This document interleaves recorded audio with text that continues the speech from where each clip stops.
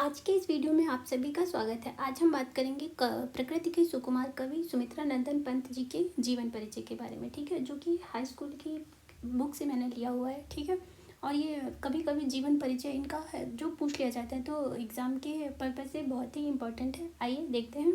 देखिए, प्रकृति के सुकुमार कवि के नाम से जाने जाने वाले कवि पंत जी का काव्य एक झरने के समान है, जो कि पहाड़ों की गोद से निकलकर अपनी लय और ताल में धरती की गोद में आता है और फिर उसकी चेतना का एक अभिन्न अंग बन जाता है, ठीक है।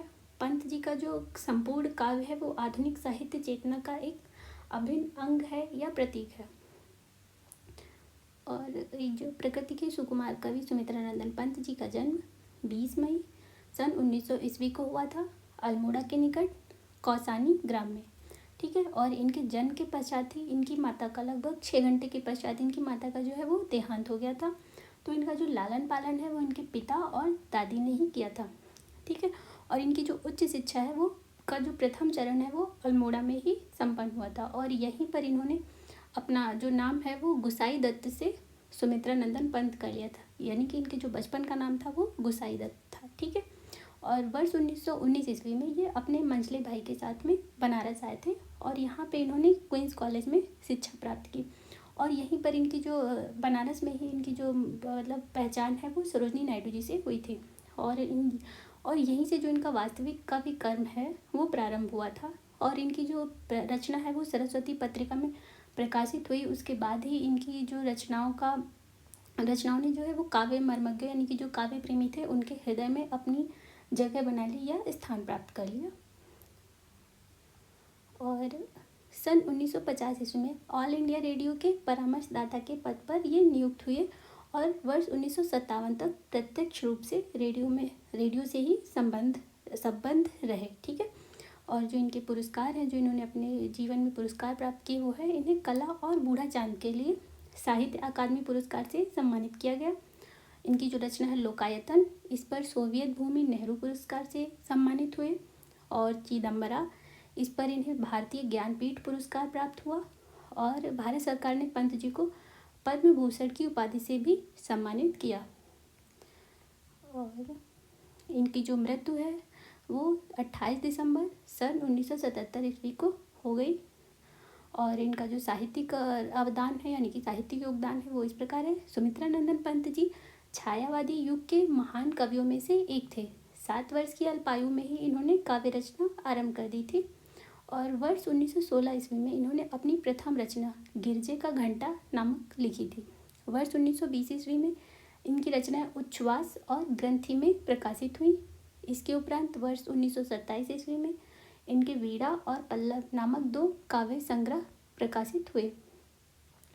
इन्होंने रूबाब नामक प्रगतिशील विचारों वाले पत्र का भी सफल संपादन किया। वर्ष 1942 ईस्वी में इनका संपर्क महर्षि अरविंद घोष से हुआ, जिसके उपरांत इनकी रचनाओं में जो उनके दर्शन थे उनके दर्शन का भी दर्शन हुआ है, ठीक है। मतलब जो उनके विचार थे उनके विचारों को इन्होंने अपने भाव से काव्य रचनाएं की, ठीक है। और जो पंत जी हैं वो सौंदर्य के उपासक थे। उन्होंने प्रकृति, नारी और कलात्मक सौंदर्य, इनकी सौंदर्य अनुभूति के 3 मुख्य केंद्र रहे, ठीक है। काव्य रचनाएं प्रकृति की सुंदरता का बखान करती हैं। जो इनकी काव्य रचनाएं उनमें प्रकृति की सुंदरता का संपूर्ण जो है चित्रण, सजीव चित्रण इन्होंने किया है। प्रकृति व मानवीय भाव के चित्रण में कल्पना एवं भाव की सुकुमार कोमलता के दर्शन होते हैं। इसी कारण इनको प्रकृति का सुकुमार कवि भी कहा जाता है, ठीक है। और जो इनकी रचनाएं हैं, पंत जी बहुमुखी प्रतिभा संपन्न साहित्यकार थे। इन्होंने अपने साहित्यिक जीवन में विविध विधाओं में साहित्य रचनाएं की। इनकी प्रमुख कृतियाँ निम्नवत हैं। पहली लोकायतन, जो कि महाकाव्य है, सांस्कृतिक और दार्शनिक विचारधारा जिसमें व्यक्त होती है। वीणा प्रारंभिक गीत संग्रह है।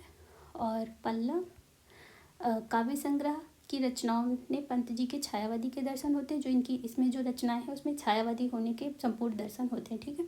गुंजन प्रकृति प्रेम और सौंदर्य संबंधित रचनाएं।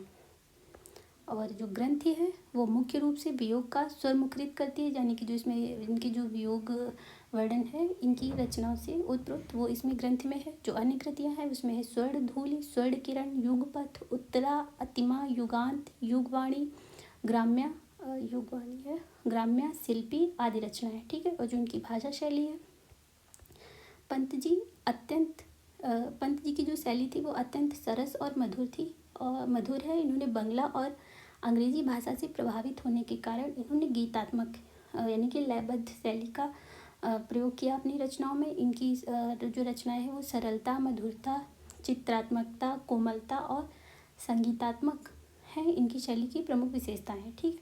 होप्स आप लोग को वीडियो पसंद आया होगा। अगर पसंद आए तो प्लीज़ शेयर ज़रूर करिए एंड चैनल को सब्सक्राइब करिए। Thank you and God bless you all.